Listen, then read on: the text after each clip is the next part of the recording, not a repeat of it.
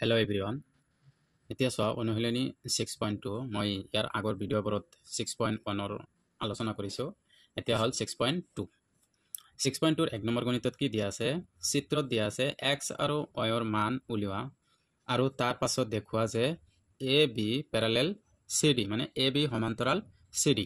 এতিয়া চোৱা AB আৰু CD প্যাৰালেল দিয়া আছে কিন্তু কি কৈছে x আৰু y ৰ মান উলাব লাগে এইটো কোণ আৰু এইটো কোণৰ মান উলাব লাগে। ঠিক আছে এতিয়া চোৱা মই আগতে চিত্ৰটো আঁকি ৰাখিছো। এতিয়া সমাধান সলিউশন এক্সাৰসাইজ 6.2 গণিত নম্বৰ 1। এতিয়া চোৱা কি কৈছে ইয়াতে চিত্ৰত অলপ বেলেগকে দিয়া আছে মই অলপ বেলেগ কি কৰিছো ইয়াতে অলপ সিস্টেম কৰিলো। এতিয়া কি কৰিছো ইয়াতে p আৰু q এটা ছেদক হয় এইটো আৰু যত কাটিছে তাতে এটা চিহ্ন দিছো e আৰু ইয়াতে যত কাটিছে তাতে এটা ই কৰিছো f। এতিয়া চোৱা ইয়াতে কি দিয়া আছে এইটো কোণ 50 দিয়া আছে আৰু এইটো কোণ x এইটো কোণ ওলাব লাগে। তাৰ কাৰণে মই কি কৰিম এইটো p আৰু q ঠিক আছে p আৰু q এটা ৰশ্মি এতিয়া p q ৰশ্মিৰ পৰা ঠিক আছে। তাৰ পৰা মই কি কৰিম এতিয়া কি দিয়া আছে যে p e a কোণ কি দিয়া আছে p e a কোণ প্লাস a e f কোণ a e f কোণ ঠিক a e p কোণ এটো হল এইটো কোণ আৰু এইখিনি কোণ লম যে a e f কোণ সমান কিমান ডিগ্ৰী হ'ব 180 ডিগ্ৰী। এটো কি কোণ বুলি কোৱা হৈছে ইয়াতে মই ব্ৰেকেটত লিখি দিছো ৰৈখিক জুৰিয়া কোণ বুলি কোৱা হয়। ঠিক আছে এতিয়া চোৱা p e a কোণ কিমান দিয়া আছে 50 দিয়া আছে 50 ডিগ্ৰী আৰু a e f কোণ দিয়া নাই এটো কি দিয়া আছে x দিয়া আছে ইকুয়াল টু কিমান 180 ডিগ্ৰী। এতিয়া 50 টো ইয়াতে প্লাস হৈ আছে ইফালে গলে কি হ'ব মাইনাস হ'ব 180 minus 50। এতিয়া চোৱা 180 পৰা 50 গলে কিমান থাকিব 130। এতিয়া আমি কি পালো x টো 130 পালো যেহেতু কি x আৰু y ৰ মান যেতিয়া উলাম তেতিয়া আমি ক'ব পাৰো যে এইটো এই ab আৰু cd কি সমান্তৰাল। তো যেহেতু x টো উলাইছো এতিয়া y টো আমি উলাম। এতিয়া চোৱা তাৰ বাবে কি হৈছে আমি কি জানো যে ইয়াতে যেতিয়া কি কৰিব এটা সমান্তৰাল ৰেখাৰ ওপৰত কি কৰিছে এটা ছেদকে কটাকটি কৰিলে তাৰ বিপৰীত কোণবোৰ কি হয় সমান হয়।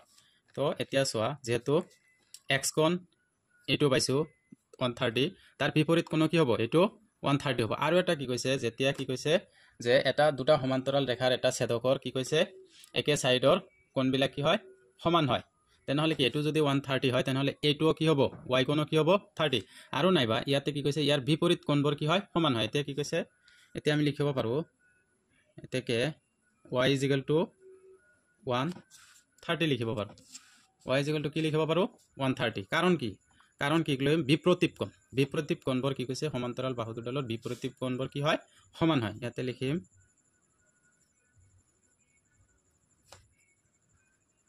বিপৰীত কোণ কিন্তু কাৰ বিপৰীত কোণ এই CF আৰু Q CF Q কাৰ বিপৰীত কোণ CF আৰু Q এতেকে লিখি দিম যে কোনটো কোণ সমান বুলি কৈছো মই CF Q কোণ সমান এইটো কোণ কি লিখিম DFE কোণ DFE কোণ।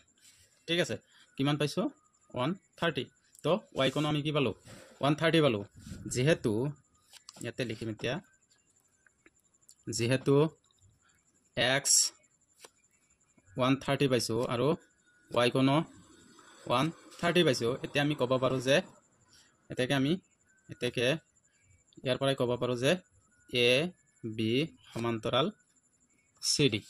ঠিক আছে যেহেতু কি কৈছে এইটো কোণ আৰু এইটো কোণ সমান কি কৈছে x কোণ আৰু y কোণ পাই গৈছো এতিয়া y কোণ আৰু x কোণ যেতিয়া সমান হ'ব তেতিয়া আমি কি ক'ব পাৰোঁ যে A B parallel C D বা এ বি সমান্তৰাল চি ডি প্ৰমাণিত হ'ল। ঠিক আছে, 1 নম্বৰটো হৈ গ'ল। এতিয়া চোৱা 2 নম্বৰটো কি দিয়া আছে, যদি এ বি সমান্তৰাল চি ডি আৰু চি ডি সমান্তৰাল ই এফ আৰু y/z = 3:7 তেন্তে x নিৰ্ণয় কৰা। ইয়াতে কি কৈছে এ বি সমান্তৰাল চি ডি বুলি কৈছে আৰু চি ডি সমান্তৰাল ই এফ বুলি কৈছে। এতিয়া আমি ক'ব পাৰোঁ যে এ ডি পেৰালেল যদি চি ডি হয় আৰু C D parallel E F যদি হয় তেনেহ'লে A B parallel E F হ'ব। ইয়াতে মই লিখিব পাৰোঁ এনেকৈ। Question number 2 solution. এতিয়া চোৱা কি কৈছে, যদি ডাইৰেক্ট লিখি দিওঁ যদি এ বি সমান্তৰাল চি ডি হয় আৰু চি ডি সমান্তৰাল ই এফ হয় তেন্তে কি কৈছে, তেন্তে মই ক'ব পাৰোঁ যে এ বি সমান্তৰাল ই এফ। এতিয়া চোৱা যিহেতু কি কৈছে এ বি সমান্তৰাল ই এফ হয়, এতিয়া আমি ক'ব পাৰোঁ যে এইটো যোনটো আছে এ বি সমান্তৰাল ই এফ তেনেহ'লে এক্স কোণ আৰু জেড কোণ সমান বুলি ক'ব পাৰোঁ। কাৰণ কি একান্তৰ অন্তকোণ। ঠিক আছে, এই একান্তৰ অন্তকোণ দুডাল কি হ'ব, সমান হ'ব। যিহেতু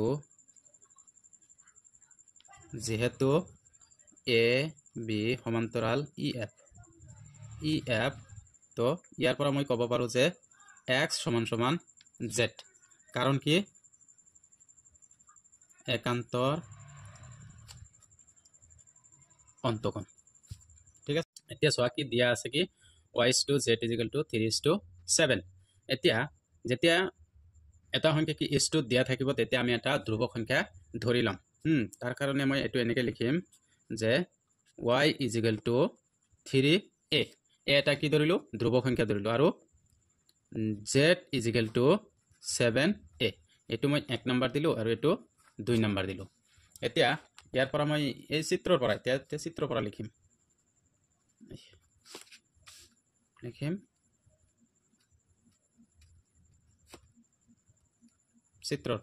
চিত্ৰৰ পৰা কি পাম, ইয়াতে কি কৈছে A B parallel E F তেনেহ'লে x আৰু z সমান, ইয়াতে পালোঁ।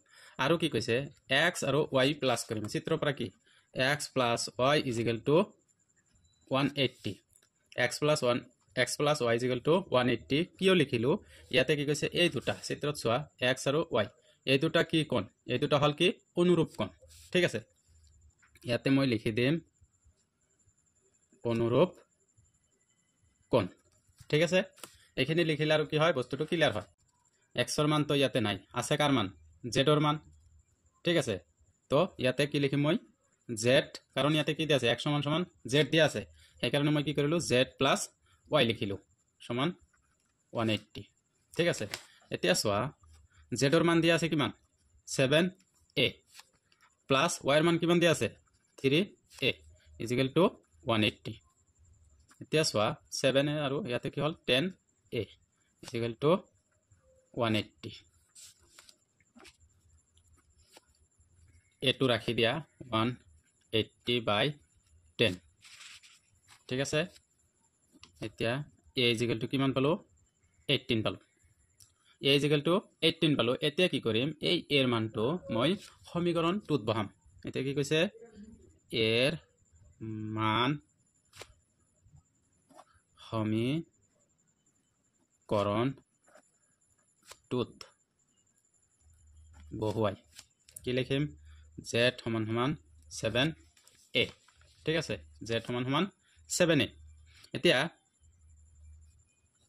z এৰ মান কিমান পাইছোঁ 18, পূৰণ কৰি দিয়া 7 × 8 = 56, 56 6 7 5 7 8 × 5 আৰু 2 12 কিমান পালোঁ z = 126। এতিয়া চোৱা আমি z সমান কি x লিখিব পাৰোঁ সমান 126 লিখিব পাৰোঁ। আমাক ওলাব দিছে কি xৰ মান ওলাব দিছে, এতেকে নিৰ্ণয়ী xৰ মান এতেকে